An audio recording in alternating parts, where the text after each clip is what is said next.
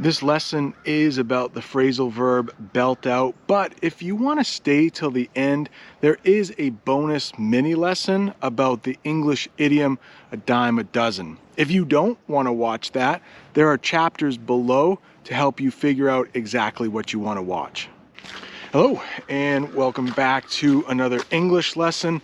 This is American English with this guy. I'm this guy. My name is Brent. I've been an English teacher in the United States for 20 years. The goal of this channel is to help you improve your English.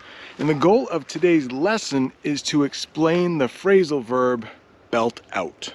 And the idea for this lesson comes from a channel member named Nori from Hungary. She's been with the channel since day one, and I truly want to say how much I appreciate all of the channel members. Yesterday was Thanksgiving in the United States, and that is a day to say what we are thankful for.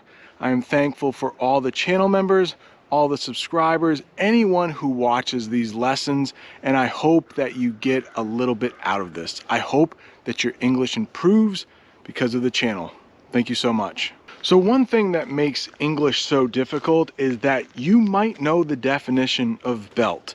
And probably most people realize, oh, that is something you wear around your waist to keep your pants up.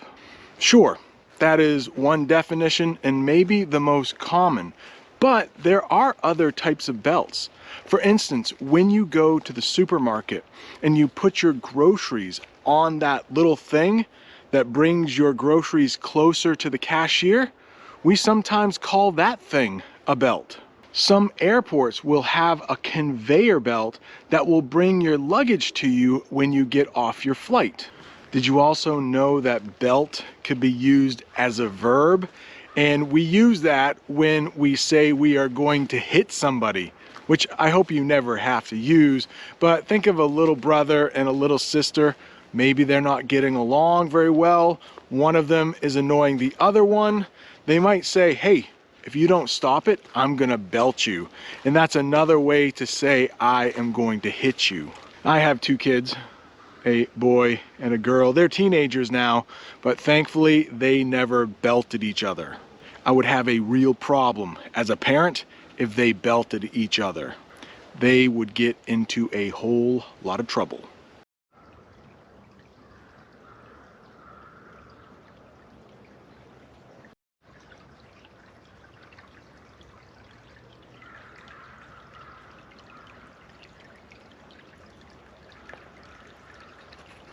So, one reason why so many people might be frustrated when they are learning English is that you might know the definition for all of those ways we use belt, and you still won't know what belt out means. Thankfully, we only really use belt out one way, and that is when we talk about singing. If someone is going to sing full force, out loud, hold nothing back, that is belting out. So maybe a singer is auditioning or trying out for a part in a play, and maybe the director tells them, hey, you gotta belt this one out, meaning they have to sing really loud, really strong, really proud, hold nothing back. Somebody left some pumpkins in the woods, even though it is long past Halloween. Every year for Thanksgiving, my family and I sit around the television and watch something called the Macy's Day Thanksgiving Parade. And while we were watching yesterday, there was this singer that came on and sang a Christmas song really beautifully. I could have said, wow, she really belted that song out because her voice was so powerful. She owned that song, we sometimes say when somebody does a song really well. She owned that song. I'm filming this lesson at the end of November. Yeah, the trail is a little wet, but it's actually pretty warm for this time of year. Another way to say that it is pretty warm out is I could say that it is pretty mild out. We are having some pretty mild weather here at the end of November. Rod, the Brazilian English teacher, is another channel member. I want to personally thank him right now. And also, he did an interview with me a few weeks ago. I'll leave a link right up there if you want to check his channel out. And since I'm giving thanks to everyone who has helped this channel over the last couple months, I can't forget Bob the Canadian. He has been so generous to this channel, giving me lots of shout outs on his live streams and even in his videos. So again, on this day after Thanksgiving, thank you to everyone who has helped this channel. I hope I'm helping you as much as you're helping me.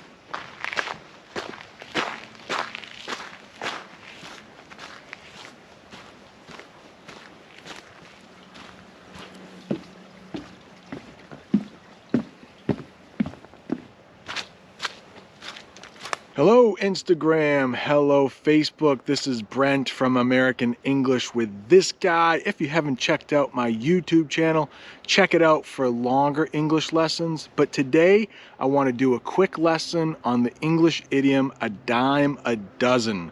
A dime a dozen is another way to say something is very common. I am here walking on my favorite trail right near my house, and if I wanted to talk about all of the leaves around me, I could say they are a dime a dozen. A dime, that means 10 cents. It's pretty cheap, not that expensive.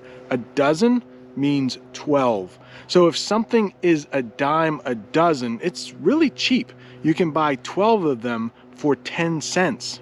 One thing you shouldn't say is a dime a dozen is your boyfriend, your girlfriend, your husband, or your wife. They should be unique. They should be special. They should not be a dime a dozen. But you can use a dime a dozen whenever you think something is very common and not very special. Thanks for watching. I hope you learned a little something from this lesson. See you next time. This lesson was kind of short. If you are looking for more English lessons, right up there is a video I did about phrasal verbs we use when driving, and below that is a way you can have an American breakfast. Thank you so much to everyone. See you next time.